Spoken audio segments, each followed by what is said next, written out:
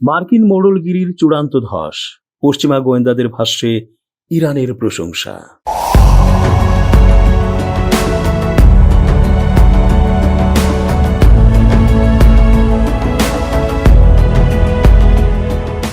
আসসালামু আলাইকুম দর্শক, কেমন আছেন? পুরো সংবাদ বিশ্লেষণ ও তথ্য পর্যালোচনায় বরাবরের মতোই আমি এস জে রতন আপনাদেরকে স্বাগত জানাচ্ছি। ইরান যে কি করে দেখিয়েছে তা এক বিস্ময় যেন। হাজারো অবরোধে জর্জরিত, আর্থিকভাবেও প্রায় পঙ্গু একটি দেশ আমেরিকা ও তাদের বন্ধু রাষ্ট্র এবং ইসরায়েলের সাথে লড়ে যাচ্ছে মর্যাদার সাথে। এখনো বিষয়টা এমন, ইরান একা আর পুরো বিশ্ব একদিকে। এরপরও ইরানকে শেষ করে ফেলা গেল না। ইরানের এই সক্ষমতা এক বিশাল রহস্য।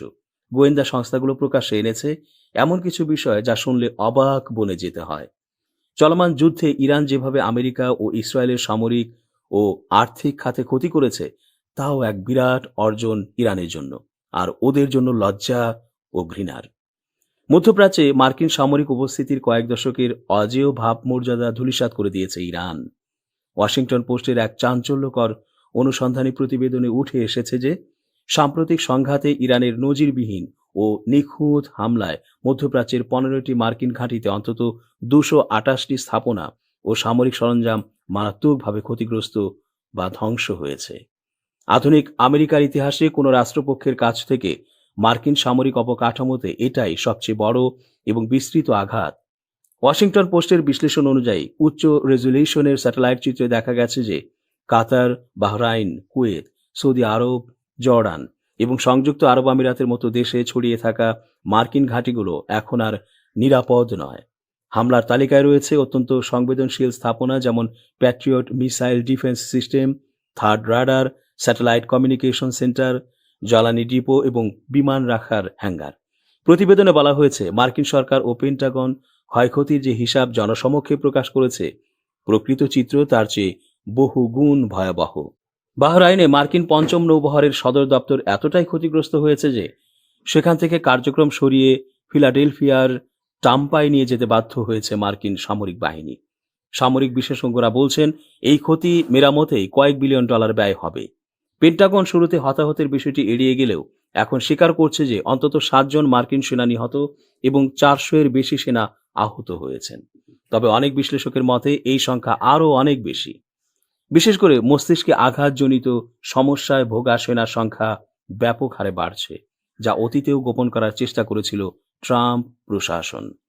যুক্তরাষ্ট্র ও ইসরায়েল দাবি করেছিল যে ইরানের পারমাণবিক কর্মসূচি ধ্বংস করতেই এই যুদ্ধ, কিন্তু রয়টার্সের প্রতিবেদনে গোয়েন্দা তথ্যের বরাতে বলা হয়েছে, এত ধ্বংসযজ্ঞ এবং $25 বিলিয়ন খরচ করার পরও ইরানের পারমাণবিক সক্ষমতা অর্জনের সময়সীমা এক বিন্দুও পরিবর্তন হয়নি।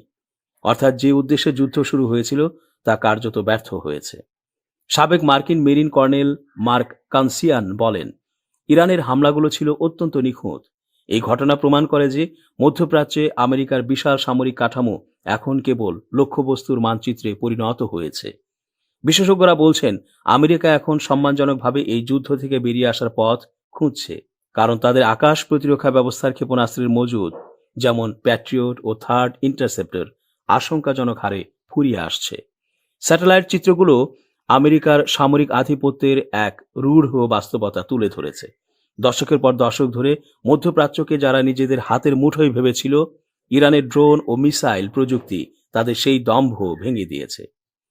যুক্তরাষ্ট্রের কেন্দ্রীয় গোয়েন্দা সংস্থা সিআইএ এর একটি সাম্প্রতিক গোপন প্রতিবেদনে ইরানের সামরিক ও অর্থনৈতিক সক্ষমতা নিয়ে অত্যন্ত চাঞ্চল্যকর তথ্য উঠে এসেছে। প্রতিবেদনটি ডোনাল্ড ট্রাম্প প্রশাসনের দীর্ঘদিনের প্রকাশ্য দাবির সঙ্গে সরাসরি সাংঘর্ষিক হওয়ায় এটি এখন আন্তর্জাতিক মহলে আলোচনার কেন্দ্রবিন্দুতে পরিণত হয়েছে। ওয়াশিংটন পোস্টের হাতে আসা এই নথিতে দাবি করা হয়েছে যে যুদ্ধ শুরুর আগের তুলনায় ইরান এখনও তাদের প্রায় 75% ক্ষেপণাস্ত্র উৎক্ষেপণ যান এবং 70% ক্ষেপণাস্ত্রের মজুদ অক্ষত রাখতে সক্ষম হয়েছে। এটি প্রেসিডেন্ট ট্রাম্পের সেই দাবির সম্পূর্ণ বিপরীত, যেখানে তিনি বলেছিলেন যে ইরানের ক্ষেপণাস্ত্র সক্ষমতা প্রায় ধ্বংস হয়ে গেছে এবং মাত্র 18 থেকে 19% অবশিষ্ট রয়েছে। সিআইএ এর এই গোপন মূল্যায়ন ইঙ্গিত দেয় যে যুক্তরাষ্ট্র ও ইসরায়েলের কয়েক সপ্তাহের তীব্র বিমান হামলার পরও ইরানের ব্যালিস্টিক ক্ষেপণাস্ত্র সক্ষমতা উল্লেখযোগ্য পরিমাণে কার্যকর রয়েছে। গোয়েন্দা কর্মকর্তাদের মতে ইরান তাদের ভূগর্ভস্থ প্রায় সকল ক্ষেপণাস্ত্র সংরক্ষণাগার পুনরায় চালু করতে সক্ষম হয়েছে এবং ক্ষতিগ্রস্ত সরঞ্জামগুলো দ্রুত মেরামতের পাশাপাশি নতুন নতুন ক্ষেপণাস্ত্র তাদের ভাণ্ডারে যুক্ত করেছে। এই তথ্যগুলো প্রেসিডেন্ট ট্রাম্পের দ্রুত যুদ্ধ শেষ করার আশাবাদকে বড় ধরনের চ্যালেঞ্জের মুখে ঠেলে দিয়েছে বলে মনে করছেন বিশ্লেষকরা। গোয়েন্দা প্রতিবেদনে ইরানের অর্থনৈতিক স্থিতিস্থাপকতা নিয়েও বিশেষ গুরুত্ব দেওয়া হয়েছে। মার্কিন নৌ অবরোধের ফলে ইরানের অর্থনীতি মারাত্মক চাপের মুখে থাকলেও এবং তারা প্রতিদিন প্রায় $50 কোটি রাজস্ব হারালেও দেশটি এখনও 3 থেকে 4 মাস অনায়াসেই টিকে থাকতে পারবে বলে ধারণা করা হচ্ছে।